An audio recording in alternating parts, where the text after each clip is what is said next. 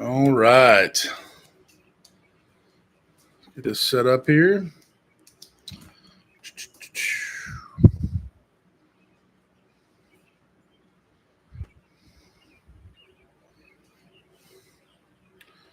All righty. What is going on? What is up? Wait for some people to hop in here. There we go.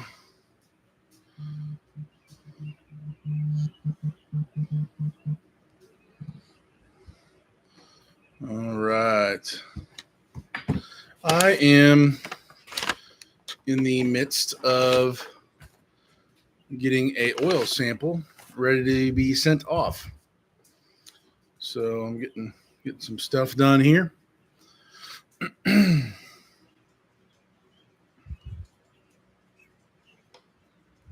Where is that thing here? Oh.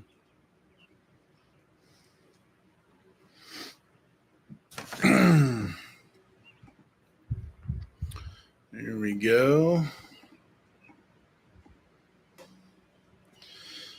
Pull this out here.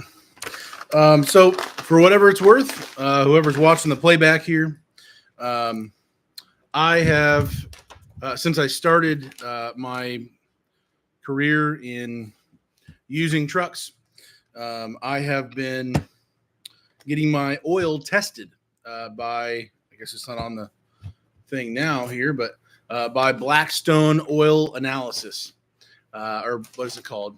Blackstone Laboratories.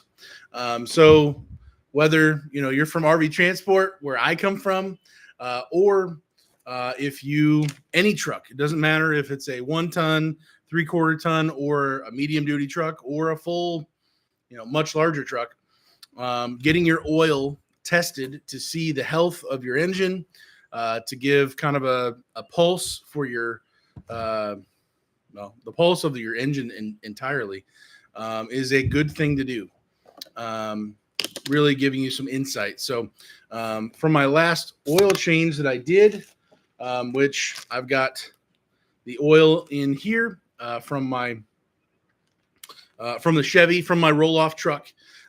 This is going to be sent off to the lab to be taken care of. So I'm just getting the mileage written down here, going to get this in the mail, and then we'll be off to the races to find out what's going on.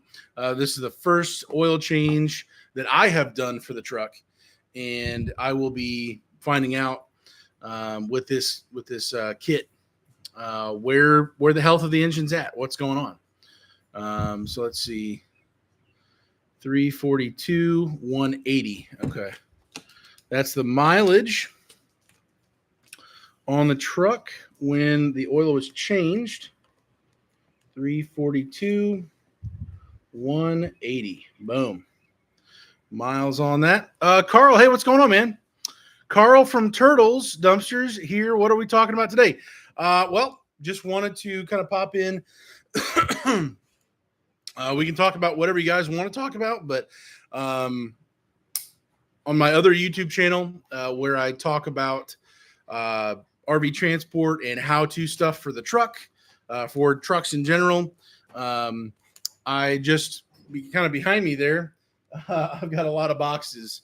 I just kind of walked through everything that I unpacked just in those boxes. That's going to fix my trucks. Just wanted to give a encouragement reminder of, $1 in prevention is worth $10 in catastrophic repairs down the road. That's just something that I have seen over the years, and it's not true because I say it. It's true because it's true for anybody. So a part of that is getting your oil tested, and so I'm going to be doing that here just to get it done tonight and get it sent off for tomorrow. So yeah, let me see here. I got that ID. This is the C6500 truck, and we got that. We got the make model 2006. It's a diesel. There we go. All right, miles on the oil. Get that written down from the last time. Here we go. American AF, what's going on, bro? Yo. The beard is looking. I can't read that thing because it's getting blocked. I think it's getting on point. Is that what you're saying? Yeah. Well, we're trying to. We're trying to grow it out a little bit more. It's definitely, it might not get as big as back in the day. I had it, down to like here. But yeah, we're rolling with it. We're seeing what we can do. But yeah, I'm going to be throwing away all the boxes here from all the parts, and we got U joints. We've got ball joints. We've got wipers, fluids, filters, rotors, pads for a variety of things. The Ford truck that's back there, that is going to be fixed with a simple fuel pump. So getting that swapped out on that truck, get that running, make sure it's good. I'm going to be selling that Ford. It was a great backup truck for a couple years, and now I don't need it. I really don't. It's a waste of space, time and insurance at this point with the extra cost of it. So I don't need that truck. I also have a starter that I bought for the Ram 12 that I've got. I'm going back and forth with that truck, whether I just pay off the remaining balance of the loan so I don't have that monthly reoccurring debt, or do I sell that truck? I don't know. I don't know what I want to do on that. Some of those things I am a little bit more indecisive, more than other people, certainly. But yeah, we're seeing what's going on. Cool. We got 6 people here. Glad to have you guys here. I'm willing to chit chat about whatever. I did think about maybe tonight, and maybe I just make a video of it. But I was considering getting like the whiteboard out there and just talking through how my pricing has progressed. So like every pricing model that I have done in the 4 years that I've been in business. Not saying that somebody else should do this, not saying that my overhead and my cost is like yours, and that it's a good idea or anything like that, but quite literally just sharing my numbers as far as how I've definitely increased my pricing over time. So let me know in the chat if you're interested to hear about that. I'll pull that up and I'll talk through, I started off with dump trailers, and then I eventually got the cans, and then slowly have worked my way up with those things. So if you're curious about that, let me know. If you're not, that's cool too. But yeah, I'm in the midst of getting this stuff written down here for the oil sample. And guys, if you wouldn't mind, can you give me your mileage? What kind of mileage are we having for your trucks, whether it's an actual roll-off truck or if you've got a truck with some trailers, whether that's roll-off trailer or dump trailer. What kind of miles are we looking at for your trucks? Diesel or gas? Probably diesel, I'm assuming most people in here, but let me know in the chat, what mileage are you looking at? Ballpark, you don't have to know down to the mile, but I'm just curious, what does that look like for you guys?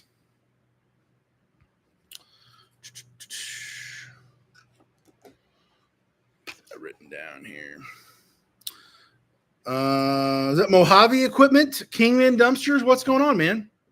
Maintenance is just one of the many hats that an entrepreneur must wear.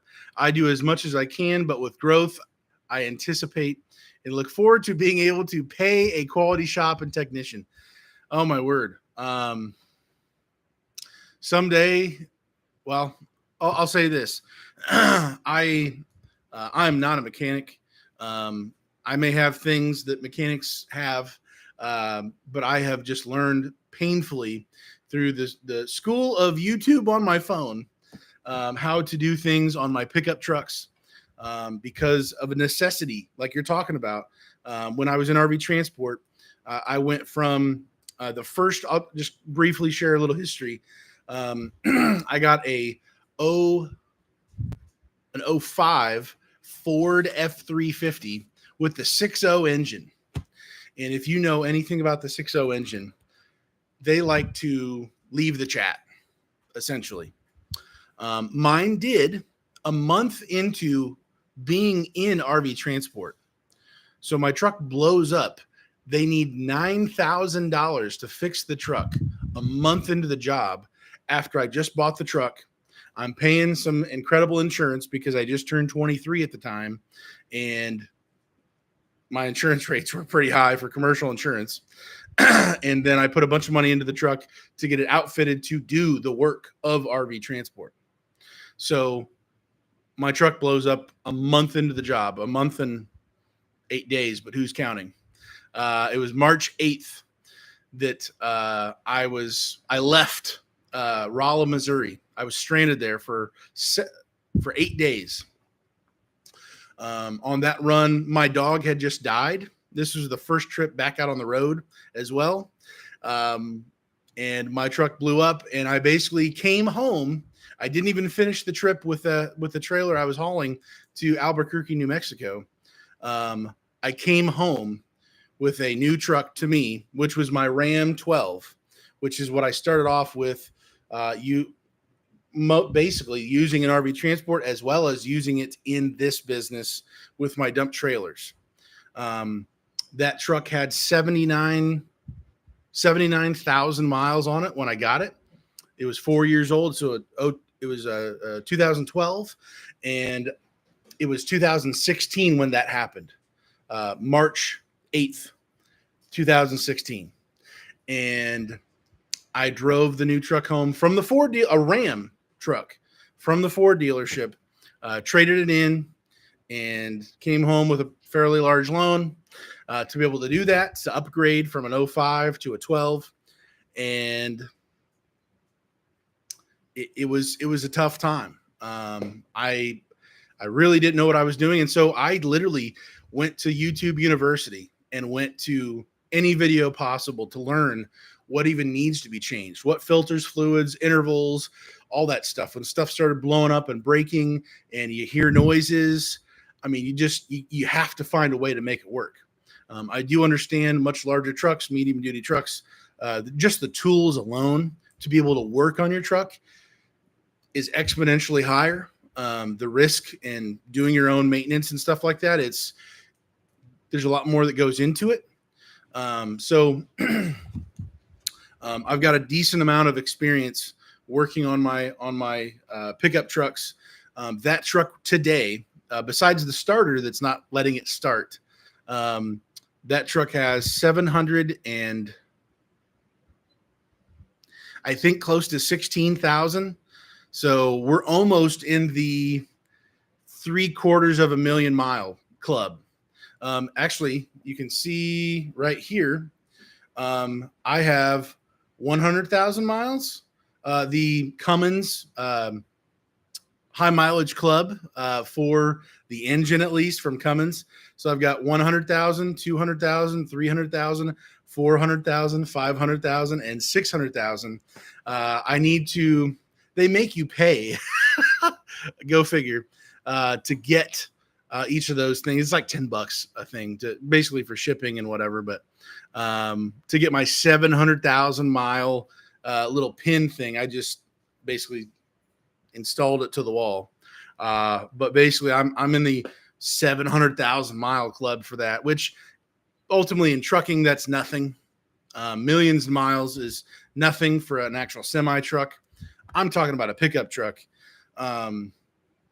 Anyways, yeah, 700,000 miles, 715, 16 is where I'm at with that truck. I may be selling that. I may keep it. The amount of money I've put into that, reinvesting it, and it still runs good besides a few things that need to be worked on.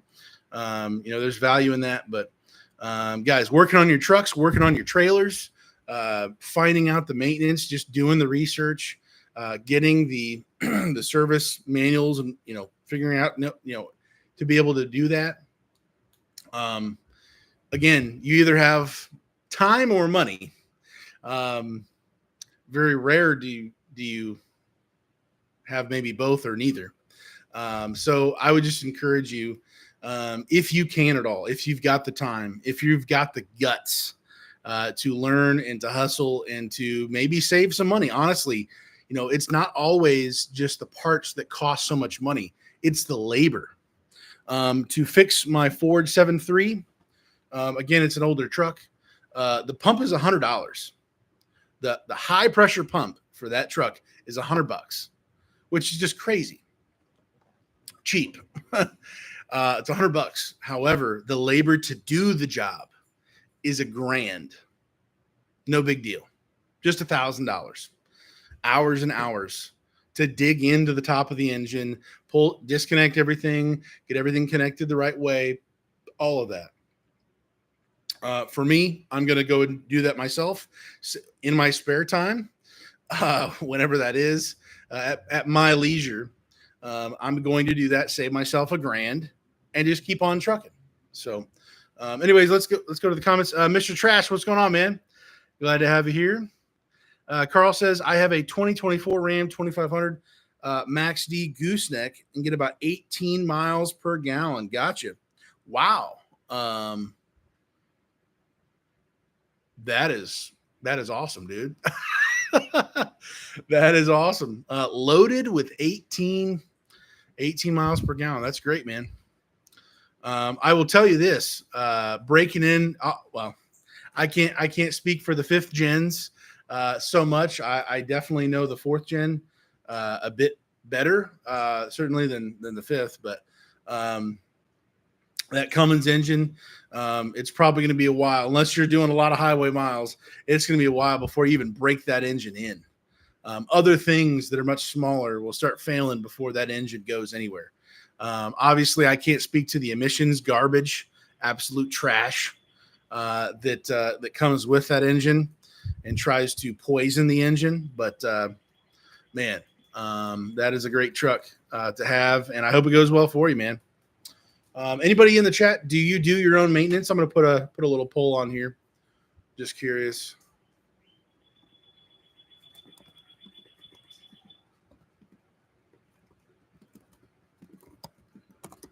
Maintenance, repairs.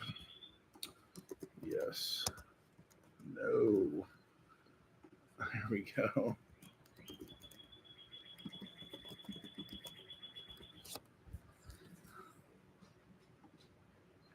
There we go. Putting a poll up on the chat here. American AF, shoot 2020 Ram 2500 Hemi, not pulling a trailer currently, and at 11.1 average, bro. Oh, I honestly, dude, I bet there's some maintenance that you could do. We could get that average up, bro. Honestly, there were some shocking things that I learned earlier on.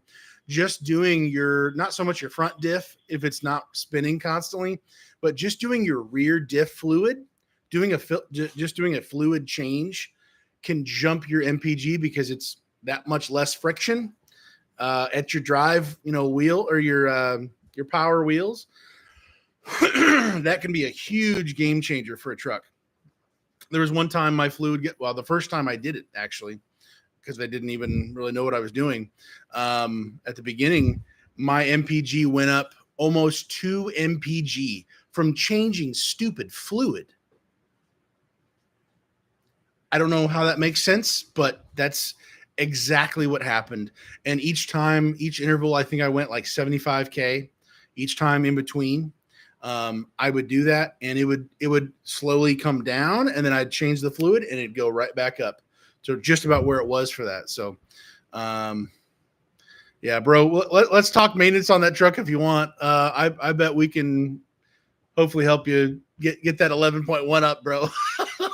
Unless that's you idling a lot, just sitting there letting that average go down. But yeah. Hey, that's my big brother, David. Maintenance, never heard of her. Wonderful. Mojave, 10 to 11 MPG in all 3 of my Dodge Rams with can. Okay, so with the can on there, gotcha. I would imagine with a can on there loaded. Um, Obviously, idling at the transfer station or the landfill, that's going to play a huge factor. If you're waiting in line for hours a day, breaking that up, putting all that time together, that's going to be a lot of time. Lowering that average, it goes a part of it, of course, but I gotcha. Yeah, 10 to 11. Mr. Trash Dodge, 5,500. With the hook, 9.5 mpg. Gotcha. Yeah, I would assume the heavier truck, 5,500, maybe not too much heavier, but I mean having a can on there, definitely. Obviously, the simple, easy things: air filter, fuel filter, letting things have the best chance to go there. But honestly, diff fluid was a game changer for me. As far as other fluids go, not a whole lot else you can really do as far as that goes. I guess possibly I never really noticed that big of a jump as far as oil being that big of a game changer for MPG, but you can hear it in the sound of the truck as well. What that would look like. It's time for an oil change kind of a thing, but my bro's laughing. Carl, it's my first Dodge Ram, and I am impressed. Man, I got to tell you, actually, Carl, I'm curious for your truck. Do you know what transmission you have in your truck? Is that the ASIN or ISIN, however people say it, or is that the 68 RFE? I have the 68 RFE. That is the weaker transmission for the Ram. It's the original transmission, and I've got over 700,000 miles on it. I drove from the day one.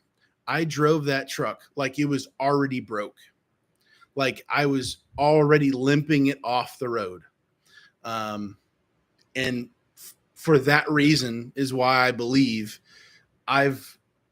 besides maintenance, which is obviously huge, is why I believe my transmission is still going, and I have zero issues. It could blow up tomorrow, and I would still believe I got my money's worth. But I have driven that truck, loaded or not loaded, with a camper back in the day, or with a dump trailer, or you name it. I drove that thing like it was already dead in the water, and I just baby the junk out of it. Mr. Trash says mine has the ASIN. Okay, gotcha. You've got the bigger, beefier one. I believe the ASIN cannot be upgraded or tuned, basically, but the 68 RFE can be. That's the only, besides bigger versus literally that it's a difference in size, bigger and smaller, and tunable and not tunable between the two. I've heard great things about the ASIN, but I've also seen a buddy who he had a 14 truck. He was pulling campers. Then he went into hot shot and pulling a 40-foot gooseneck, and loaded all the time at that point. And he had a rough time with that transmission. He ended up selling it with the problems existing, and the guy who bought it was like, "I don't care.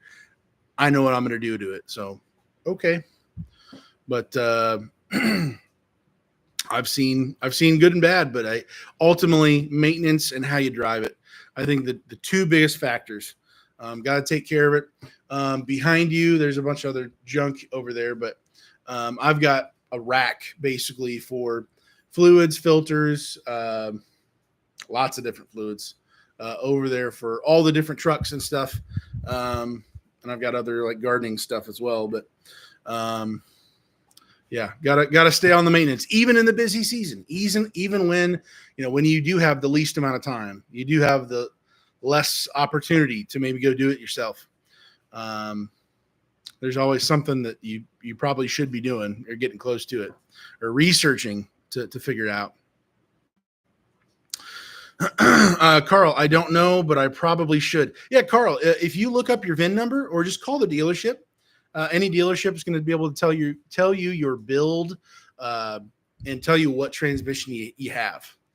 Did this thing just go down? No, that's weird. My computer screen just kind of flashed at me. But yeah, they'll be able to tell you what you got.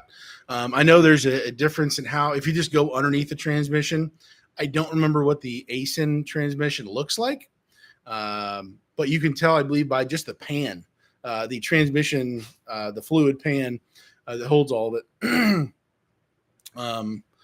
I know the 68 RFE looks more like a, well, they probably all look generally the same by what I could even share with you here, but excuse me.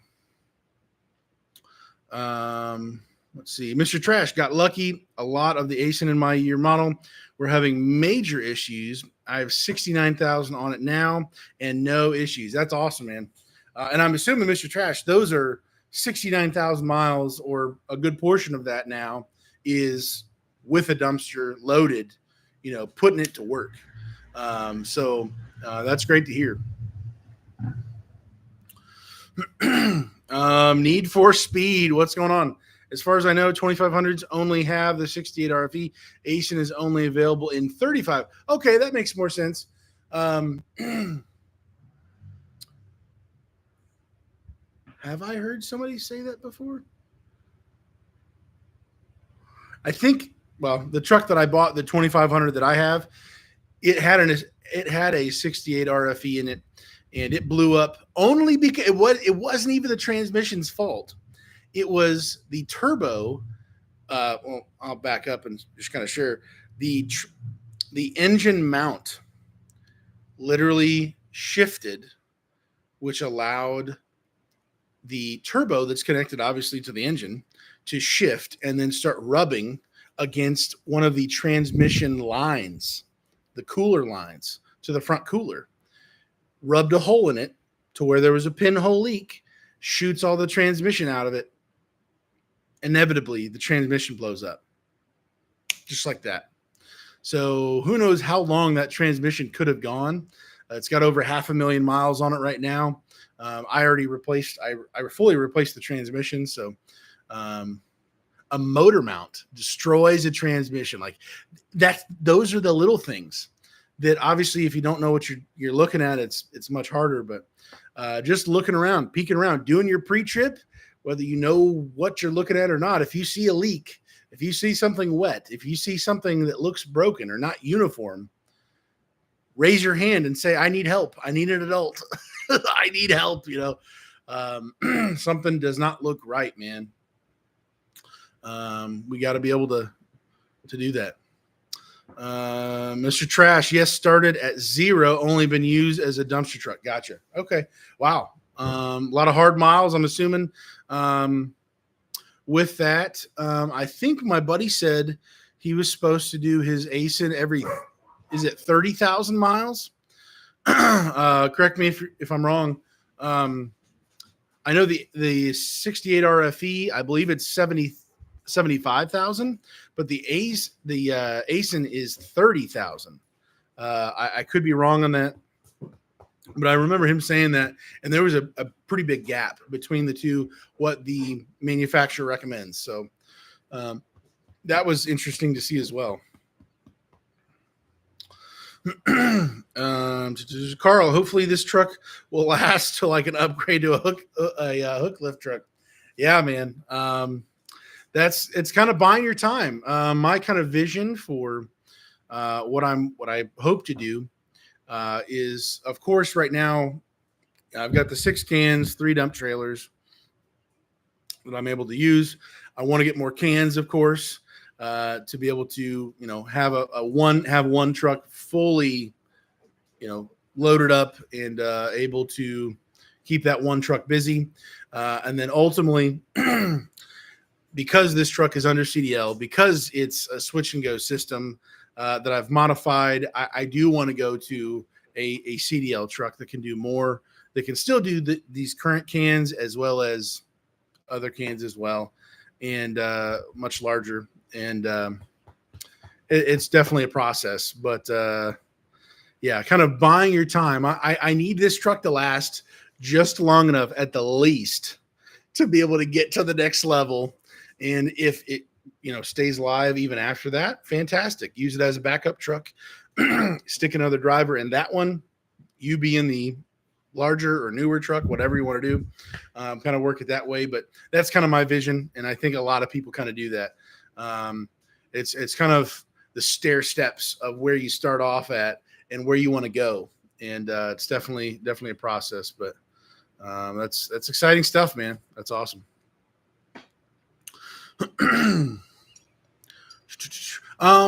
In other news, today, I had my first customer, not the first customer ever freak out on me, but he called me 4 times before I left my house, I believe in the morning.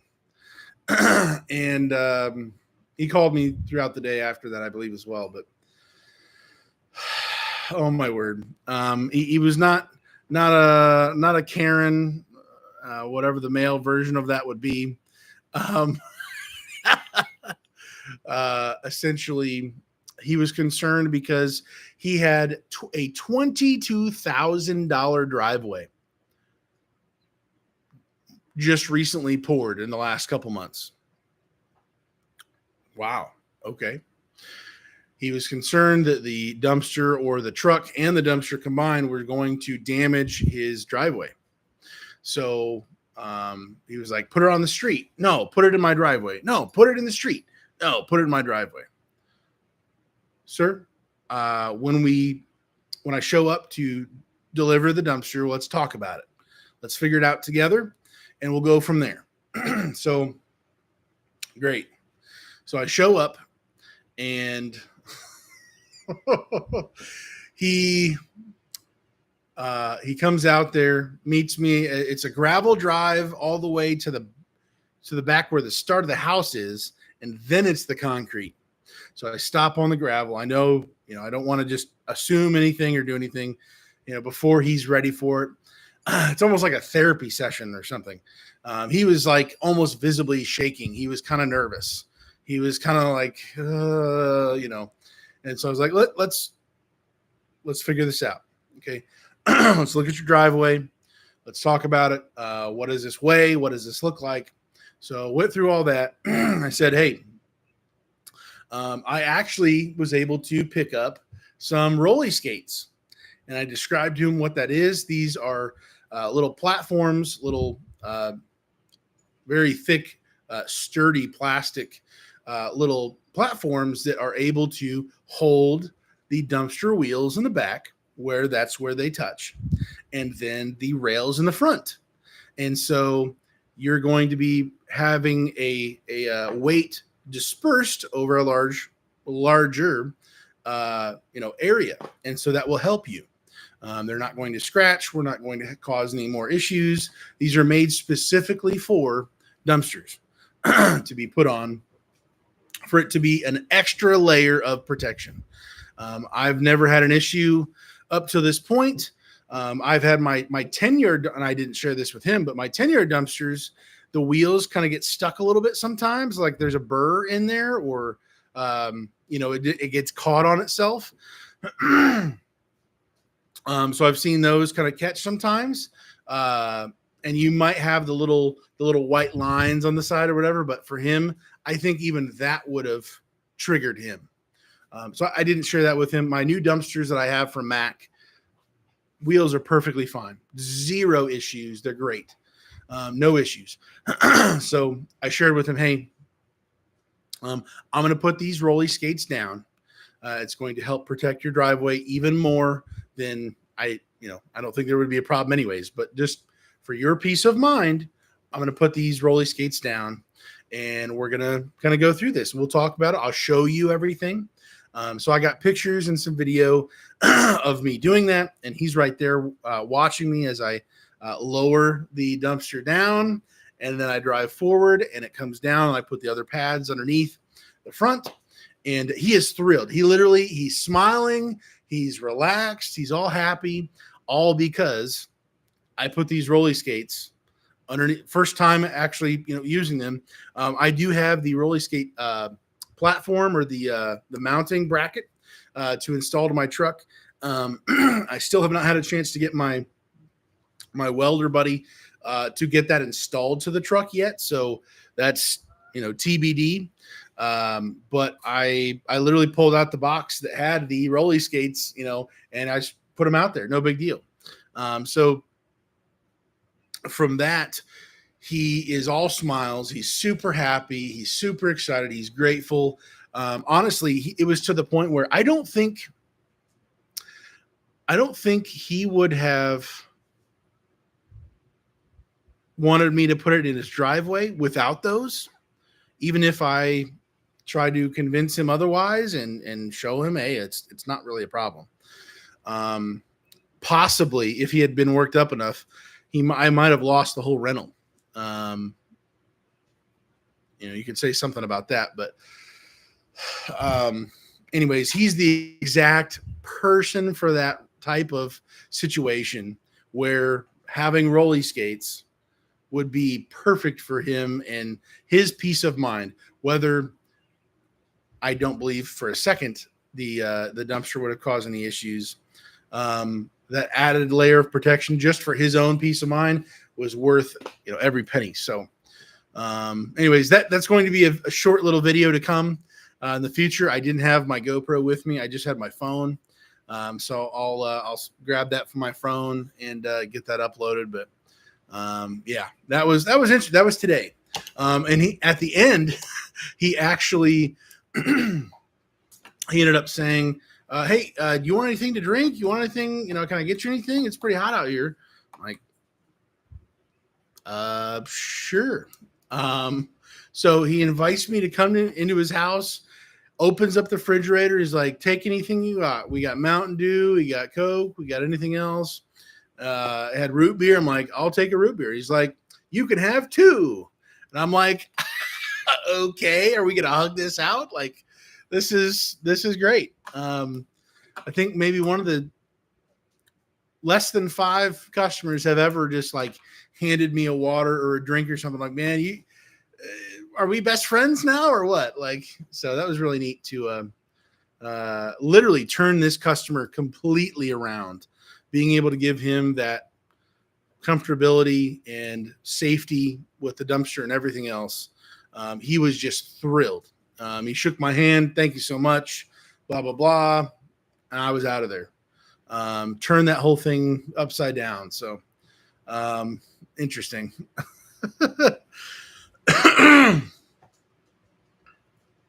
Carl says, I am going to invest in the rolly skates.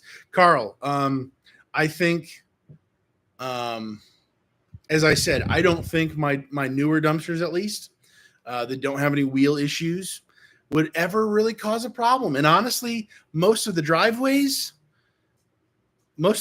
I drop on, those driveways were beat to death years ago. Like, it's almost a gravel driveway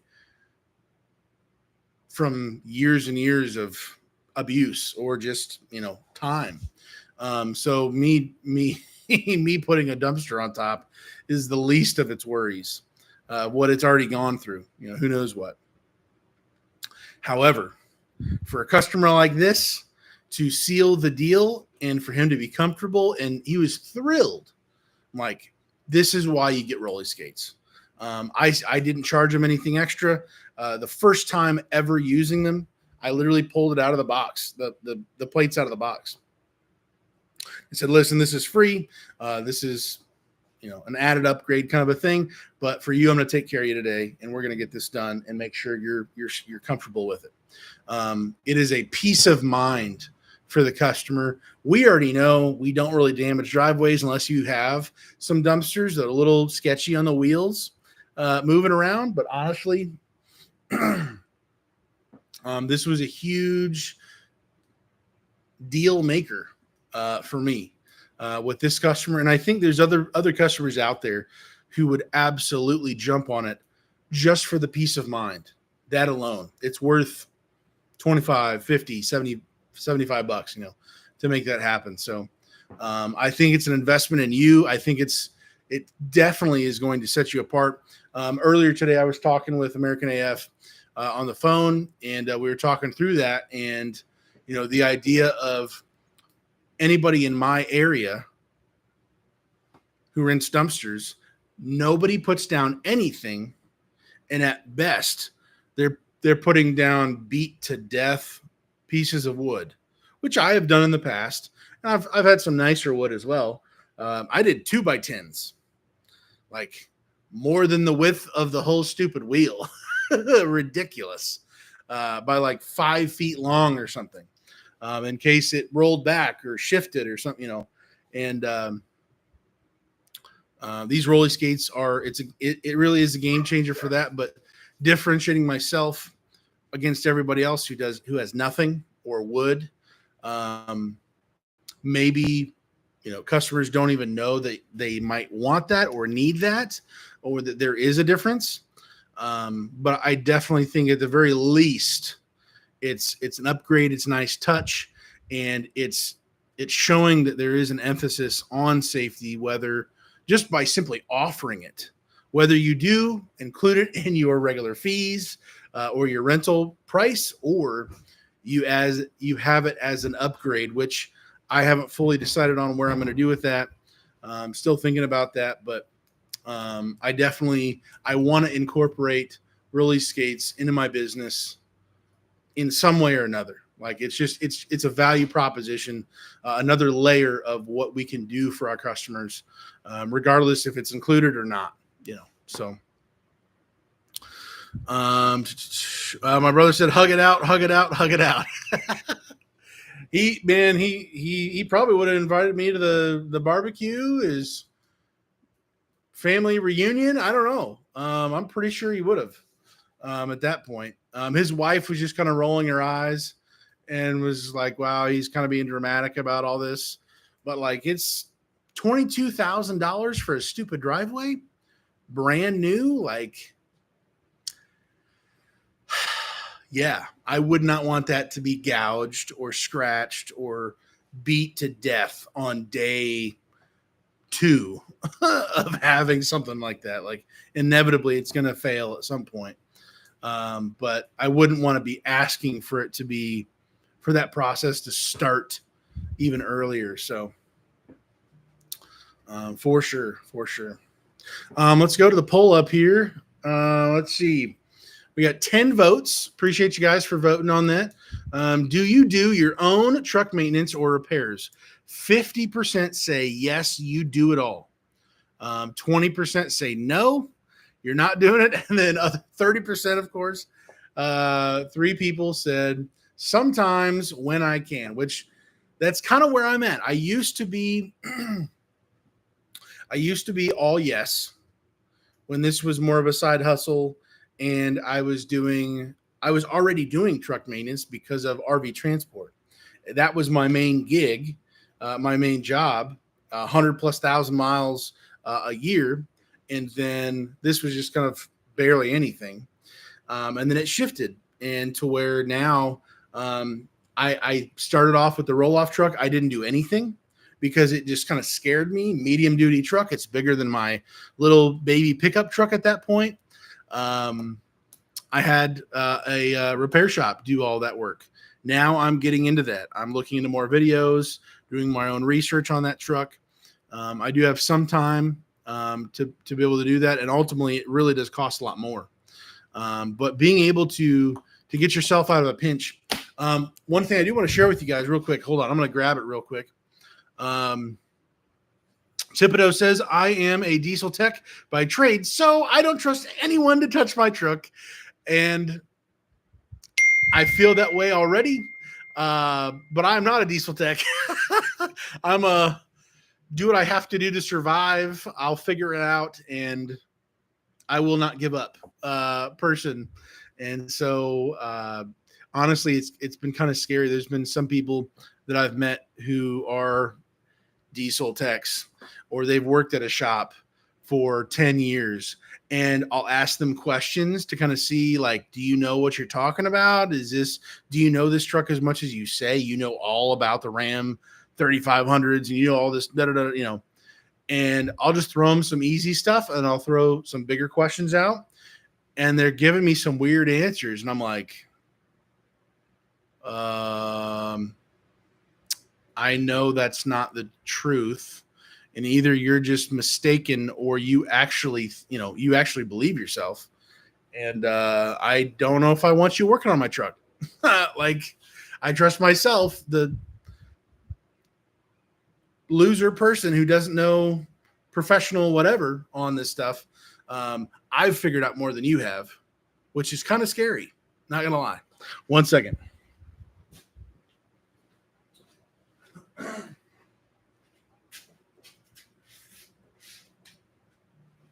So, one thing that, just since we're already talking about it, I didn't really plan this, but something that happened this weekend, which allowed me to, what I just described, just figure it out, ask questions, and do what you got to do. Saturday, I dropped off a dumpster. I think I picked up 2 dumpsters, and I got back for the day, and I back into my spot at the storage yard, and I think it's kind of, hold on, it's kind of blurry, I think, on the me. Oh no, that definitely made it worse. That definitely made it worse. Okay, 1 second. Sorry. Let's get a cloth here. Wow. All right. Is that any better? Okay, that's still just as, I think the lights are just kind of hitting. Oh well, I'm gonna give up on that. I parked the truck, the roll-off truck, and I see diesel, and I smell diesel all along the frame rail of the truck. Goes to the back axle. I see splotches of diesel all over, and I'm like, oh, here we go. Here we go. So I'm looking around, I'm poking around, and very minimally, I look around and I see, oh, that's where the fuel water separator is for the 6500. It's just in front of the left, or the cab on the saddlebag fuel tank, just in front of that. And it looks like that's where the fuel is coming from. Oh, it's just a filter seal leak. I've never had that go wrong on my Rams. It's that time anyways to replace that filter, because I didn't replace that a week or 2 ago when I did my oil change along with the main fuel filter. So I ended up thinking, oh, okay, well that's the only problem. So it's just that seal leak. Cool. So Sunday, I get up, I go to O'Reilly's, I get the Wix part, the filter for that. I changed that out. My wife's giving me a funny look here. We've got the dogs out here as well. Huh? You can break down the boxes. I appreciate it. I have a funny video to show you when you're done. She's just got a knife. She's got me at knife point. She's got it. If I show this on YouTube, though, it'll probably take it down. I'm not worried about it. You can show a knife. It's fine. Just don't use it on me, I guess. So we have 7 wild people in here. Wow, your brother's on here? I think he is. My big bro. Crazy people. So I replaced the filter, and I look at the seal, the rubber seal on that old one, and I'm like, I mean, it's worn, but it's not that bad. So now I'm really concerned. So I start the truck up, and I shine a flashlight underneath, in between the cab and the frame, and I'm like, oh my word, dude, there's literally drip, drip, drip, drip. That was not the problem. What is happening?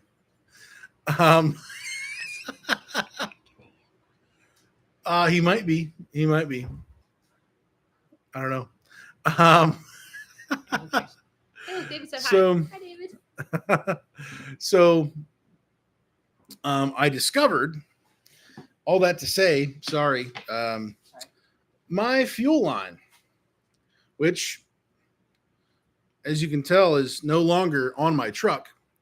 This hole you can see right there. Evidently, it was rubbing, or it got overheated, or something happened over time. And this puppy was shooting out diesel. So on the weekend, I'm like, dude, what am I going to do? I've never messed with this truck before. This truck is hard enough to get parts for, to even find them. What am I going to do? So we got the old hose off, the quick disconnect on either end. We took it, and basically I went to O'Reilly's, and they had no chance. No chance in the world of having that fuel line. And she has so much judgment in her eyes. Who? Thibodeau says that about you, I guess. Judgment for what? I don't know. Probably thinking I'm crazy. I don't know. Probably. Yeah, probably. Which is true. So I don't even know what I did. What did I do? I have judgment in my eyes. So Okay. they didn't have the fuel line, of course. So I asked for the for the 3/8. Oh, it doesn't even show it. I thought it was on. Yeah, here we go. I asked for the fuel line for 3/8 hose. I got a couple more feet of this. I ended up hacking off the quick connect end here, and the other end that was a part of the hard line. Took this off. Basically, got this connected.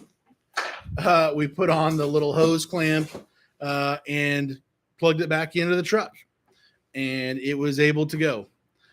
It was literally do or die at that point, because right before that all happened in the morning, I got a call. Hey, I need a 20-yard dumpster tomorrow morning on Monday. And I'm like, I already have several pickups scheduled for Monday, but oh my word. I do not. I really hope I can get this truck to, actually start, and, diesel is not shooting everywhere. So we got that all connected. Took a long time to get that going. But, yeah, I don't need the magnet. You can throw it away. It's Rock Auto's magnets. So, Sorry, Rock Auto. so anyways, all that to say, it was $17 for some hose and some clamps, but a lot of sweat equity to get the whole thing undone. It's in the worst spot in the world, worst spot on the truck to be able to get that undone. I had to wiggle my way in between the wheel and the frame and everything else to get there. Being able to figure this stuff out yourself is huge. I'm sure if I would have called somebody like a mobile mechanic, he probably would have done the same thing and charged me $500, probably easily. If I had waited on Monday to take it over, still shooting diesel out the back of the truck to my shop, I bet they wouldn't have gotten to it until Tuesday, maybe. And they would have charged me maybe a little less than $500 to do it. And I would have missed out. I would have missed out on it. I would have missed out on other money. And so all that to say, man, if you can, figure some of this stuff out yourself. You don't have to be a rocket science. If I can do it, you guys can just crush it. And it does help when you have help, other people who have a clue on how to do things. But man, I would have missed out on actually several rentals on Monday that happened. So yeah, let's see. Thibodeau. Mojave says, I have the roller skates and use them as needed. The customers really do appreciate seeing the extra care and considerations. And honestly, that may be more valuable. Ultimately, yeah, every dollar, if you did charge them for it, it could be, a significant amount of money. But when they see you put that on really nice driveway or whatever's going on,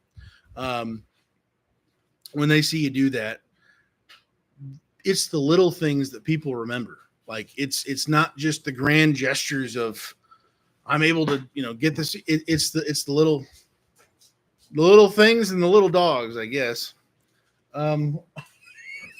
Here's Bella. Honey. Oh my. Licking the diesel hand here. She's just dancing around. Sorry. Rider. But yeah, I'm with you. Mojave Equipment. That's a huge thing, and they're not going to forget that. Those are things that other people do not do, and anytime you can show that extra value, whether again it's charged for or maybe not, and it's included. That's a huge thing. Thibodeau, is that a boxer? Yes. It's a Brindle boxer. She's insane. I love her to death. She sounds like she's killing her brother, Ryder. Bella. She's a nut job. We love her, though.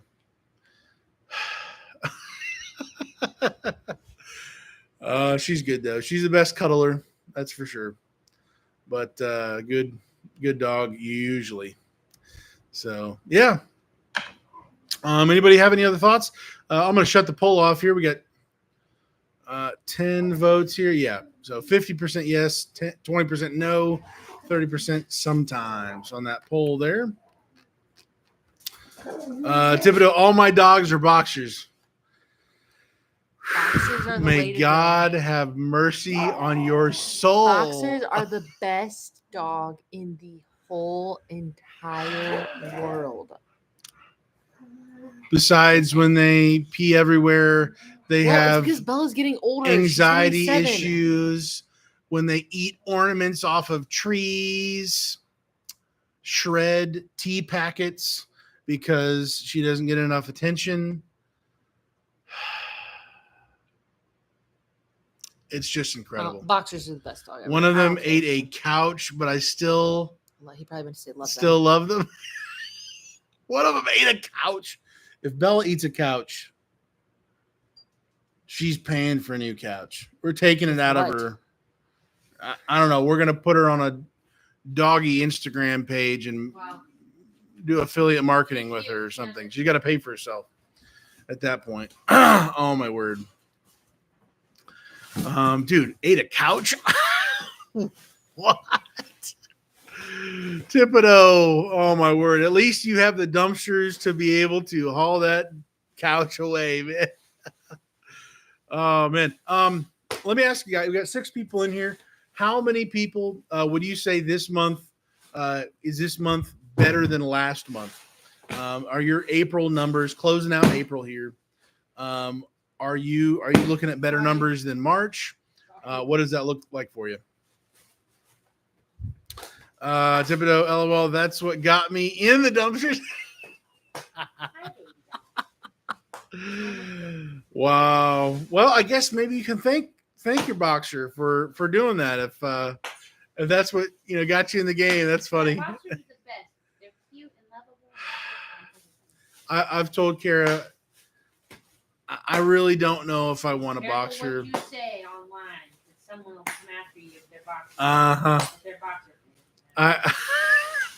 I really don't know if I want Well, I don't want a to boxer go after. too much. Yeah, I don't want to. I love my dog Ryder, but I can't do the hair, the golden retriever shenanigans. It's just And it's a lot of skin. he's got allergy issues. He's got hair mania. We aren't talking about you. I love him, but I don't want another golden retriever, and I don't know if I want another boxer. But I need therapy or something. I don't know. But she's the best cuddler ever. Oh my word. All of my numbers for the year are triple last year easily. Boom. Let's go, man. That is awesome. As of right now, I know I already hit I think I'm close to $2,000 above last year's April numbers. Just been grinding, but later on in this year, I know there's going to be some crazy months, and I am hyped for it. I'm ready for it. Definitely want to be as prepared as I can be, being able to make it happen. Carl says best month so far. Carl, can I ask you how many months have you been in it? How many years, I guess, have you maybe been in it? How many cans do you have? That's awesome, man.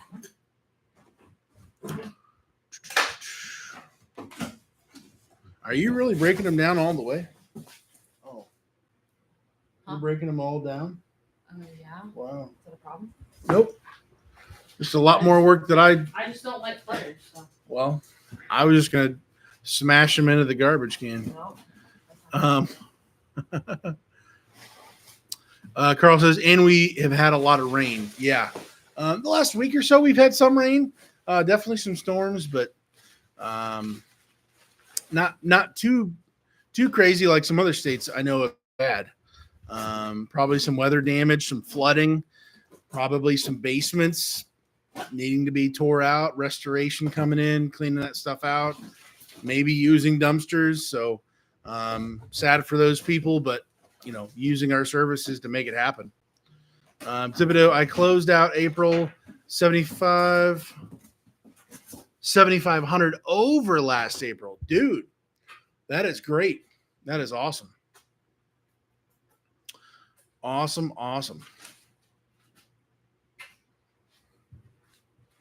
Man, what a jump.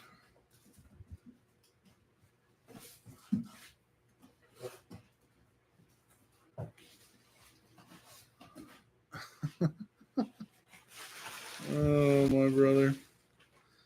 Cool. Well, guys, we've been on here for about an hour. I'm willing to talk about anything, everything. But if you guys don't have anything else you want to jump in with, I'm ready to hop off here unless you guys have any questions or want to throw out some ideas. Anything in business at all.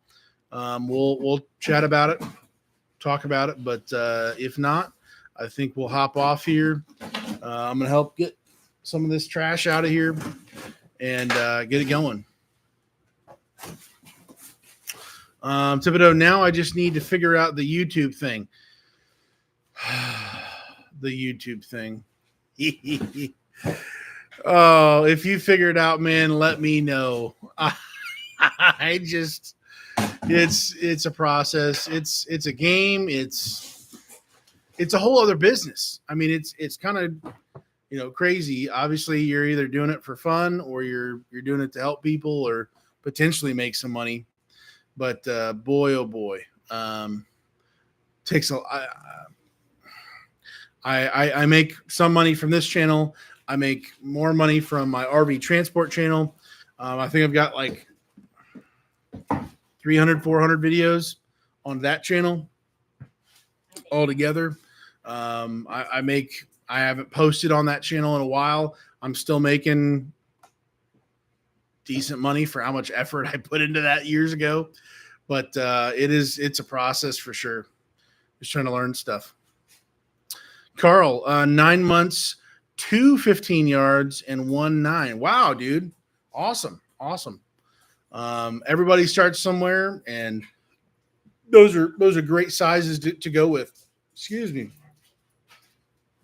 To be rolling with, and the exciting thing to see, starting from maybe very low number like I did. I started with one dump trailer, then I got a second one, and then my buddy allowed me to rent his dump trailer, and then I think I can't remember exactly the time frame on that. I think he got a second one then, and then I got the roll-off truck going with 2 10-yard cans. So I mean, it's that compounding effect. You're getting that business, you're getting that repeat customers year over year, getting those people who keep coming back to you more and more, and just building that reach, man. Get as far wide as you can, getting in front of as many eyeballs as possible, free or paid, and just putting that influence out there. And that is awesome, man.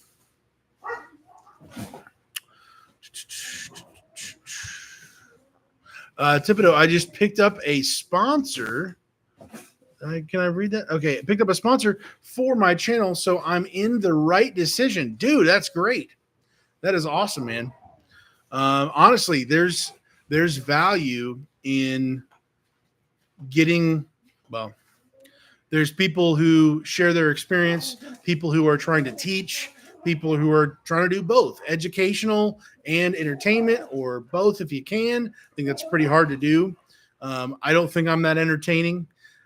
At best, maybe I'm educational. Oh, brother.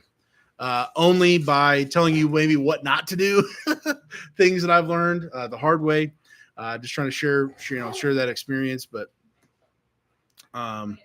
it's a beautiful thing for a community of content creators, no matter where they think their purpose is, to invest.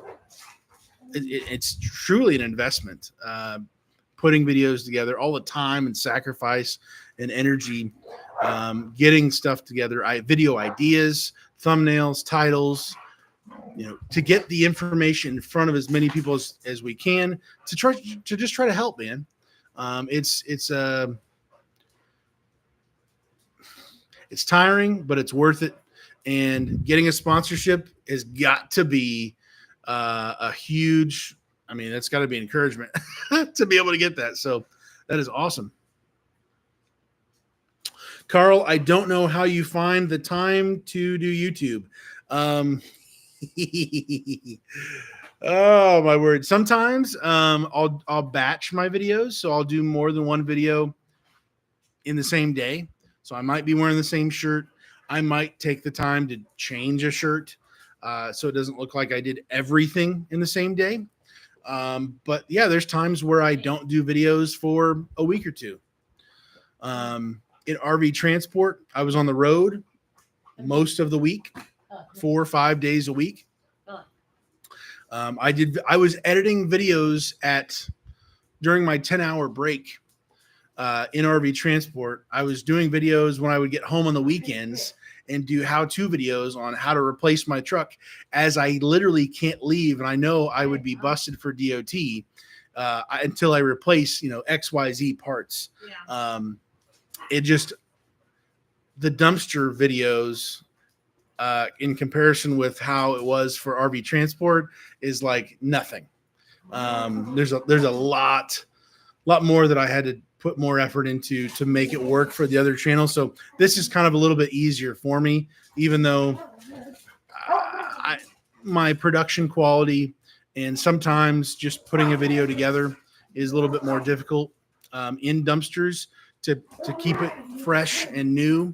I'm sure there's videos I've got where it's just like, Daniel, you've already said this, shut up, bye. I'm clicking out, and I get it. I'm doing my best I can, but everybody putting in content on YouTube to help, to just share their best opinion. Nobody has the one-stop solution for anything and everything. It's just the name of the game. We're all figuring stuff out. What works here might not work there. Your business plan might not look like mine.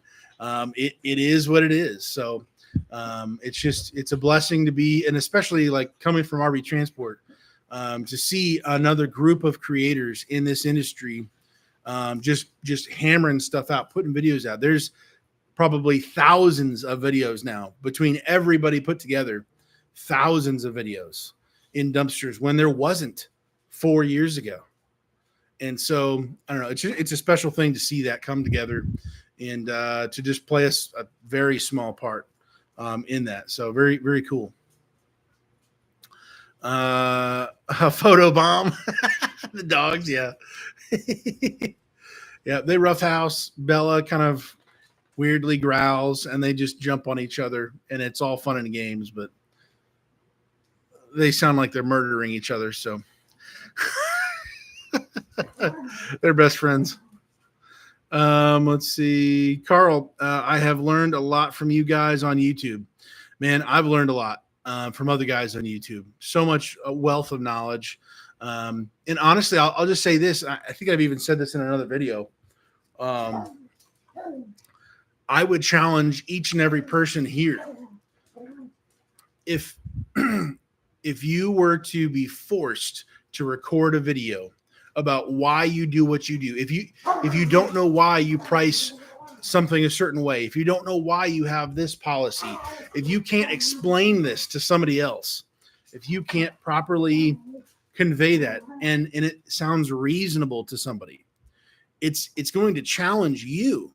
So in order to put out a video and to talk about something, you've got to have at least some experience. You've got to have some some degree of connection with that topic. And if you start recording, and this has happened to me, honestly, just full transparency. There's been times where I've started recording a video for dumpsters and for RV transport back in the day. And halfway through the video, I'm like, what am I talking about again? I have no idea what I'm saying. And I'm not going to finish this video. I'm not going to publish this video because I don't even know what I'm saying right now. And so I go back, talk through it, think through stuff. And if and when it makes sense to me and I can talk to a camera and just chew on an idea and talk through things and it makes sense at the end, cool. Maybe that can help somebody else and they can be better off and go faster and grow and do better than I can by learning from my stupid shenanigans of whatever that was. And that's the name of the game. So learning and growing. I would love to be a better public speaker, to be able to present stuff more clearly to people. I struggle with that. I remember there's still videos back in the day, people who just said, dude, can you shut up with the uhs and the ums? You don't even know what you're talking about, dude. You're so annoying. And I'm like, I did the best I could then. I'm doing the best I can now. I hope to get better. That's my only guarantee I've got, man. Oh, dear. Let's see, Carl, thanks. Hey, yeah, happy to help, man, as much as I can. On Call Dumpsters, what's going on, man? Appreciate you taking the time to make all these videos. I've kind of beaten the dead horse now, but it's a privilege to share this stuff. It's more of a challenge to me to force myself to do better, to think more about whatever I'm talking about, because if it doesn't make sense to me, it's definitely not, there's no chance it's going to make sense to somebody else. So I really have to think through stuff before. So that what I was saying earlier, I would challenge anybody, record yourself on your phone, whether you publish it somewhere or not. Talk through your reasoning for or against doing XYZ.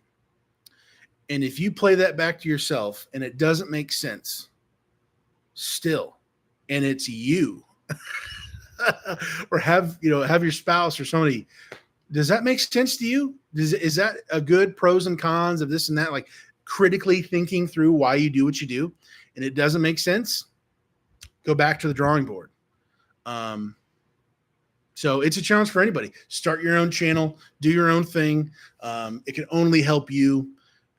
I think my YouTube channel helps me out more than anybody else.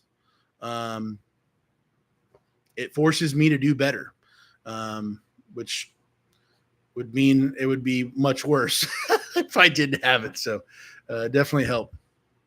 Tipido says, LOL, I've trashed more videos in the editing stage because I realized I was just rambling the whole time. Yeah, man. I've noticed, and I'm still not doing a good job of it, but coming up with a video title, what point in one sentence am I trying to convey in a video? What am I trying to get across to somebody to teach them specifically about, whatever it is? And if that doesn't come across in the title and it doesn't match the first sentence of the video, the first 5 seconds of the video, my videos perform poorly. If everything's not consistent, things just kind of fall apart, and I don't know where I'm going with things. Videos can kind of go haywire and like, what did I just say? Where is this video going? Who's who's got this train ride? Who's controlling this thing? Not me. If you're not, then people are like, dude, you're wasting my time. And that's something I know I'm sure I've done, but I don't want to do that for anybody watching. Your time is valuable. My time is valuable. I don't want to be wasting somebody's time with a stupid video that doesn't help or challenge or question, make you question stuff. So, Tipido, I'm definitely with you. I've definitely deleted whole videos that I spent an hour or more recording, just trying to spit it out, and it still sounds like just poo-poo. Like, no, I'm not going to harm the world by putting this out. So, oh my word. I do have a couple of videos. Like I said, this video will be put out talking about that a little bit, kind of a ride along talking about that. My rolly skate video will be coming out as well pretty soon. I don't have the mounted to the truck yet, so I'll be doing a full rolly skate video at some point. When I do have that mounted, getting that welded on and set up. But yeah, definitely some videos that are a little bit more of a teaching moment that I have planned. A little bit more scripted than normal. But yeah, excited for the future here, sharing some content. And guys, thank you for being here. We got 6 people here. I don't know if you're snoring, if you're asleep, if I just woke you up and you're still somehow here, but I appreciate you. Thank you for being here, whether you commented on the chat or not.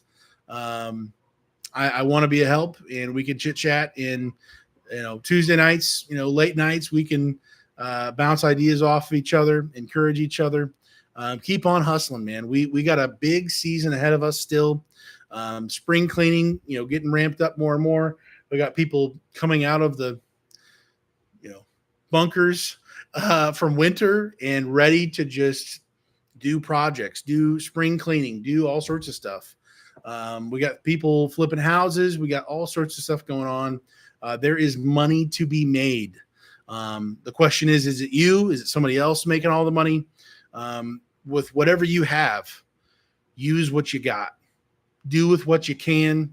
Do 1% better today than you did before. If you can't afford the new dumpsters, the new truck, the new whatever, maximize that efficiency for what you currently do have now. Keep building those baby steps to go to the next level. That's what I'm trying to do. I have not arrived. I don't have $1 million. I'm grateful what I've got. I'm trying to keep what I've got and slowly build as much as I can towards that next step. So last comment here, Mojave, way better for this month over last year. Awesome. Also to date, I have reached my annual gross from last year. Whoa, let's go. So from here on this year, I have broken my highest gross number. Dude, let's go. Man, that is such an incredible feeling. Obviously, when we're first starting out, it's easy to break records like that, but it's important for me. I tend to minimize a lot of my successes or some of those things because I'm like, man, we're just getting started. We haven't, I've not begun to fight yet. Like, it's because I know I'm not going to quit. It's only going to get better. I'm only going to persevere and fight to the absolute death. As dramatic as that is, I am going to go where I want to go. And it's just a matter of time. And so I'll close it out here. Thibodeau's hyping up Mojave. Yeah, dang, dude, you're killing it. Yeah, man, that's awesome. You got to celebrate the wins. When you take the punches and you got some breakdowns, you got some issues, maybe even let a customer down because the truck's down or something happens. Those are tough to swallow. But also when the good things happen, when you break those numbers, when you're setting new expectations that are higher and you're building off of that momentum, you got to celebrate the win. Take the few wins that we often, can get. We've got to celebrate that and just use that in that energy and encouragement to just launch forward. And that is awesome. It's only dumpsters. No one needs to die. Well, I don't know. Maybe they do. No, just kidding.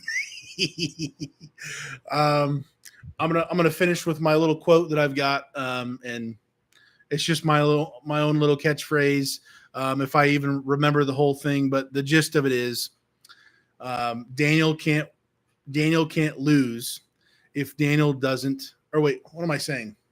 Yeah, it starts off with Daniel can't lose if Daniel doesn't. Now I'm going to forget my own thing. I get it mixed up sometimes. Hold on. So unprofessional of me. I'm sorry.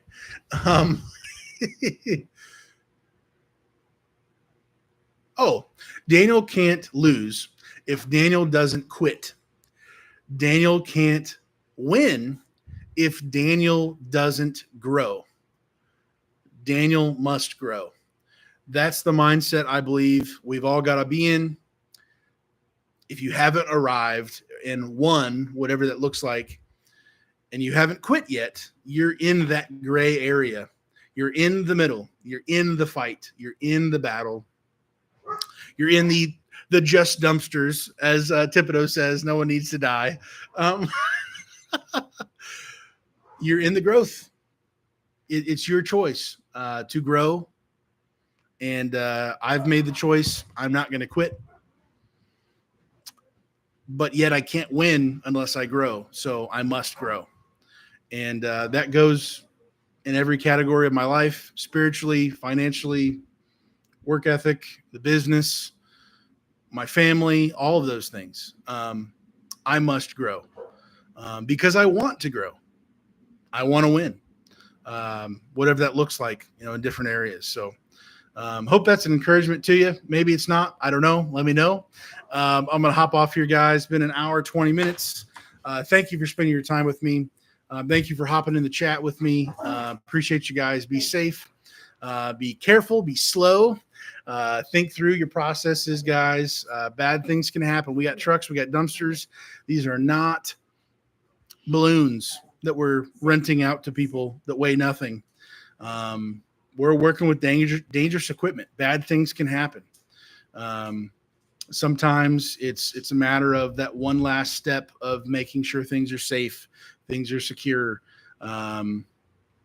People can get hurt. So, keep that in mind, guys. Be safe. Catch you guys later. Thank you for being here, and we'll catch you later. God bless, guys. See ya.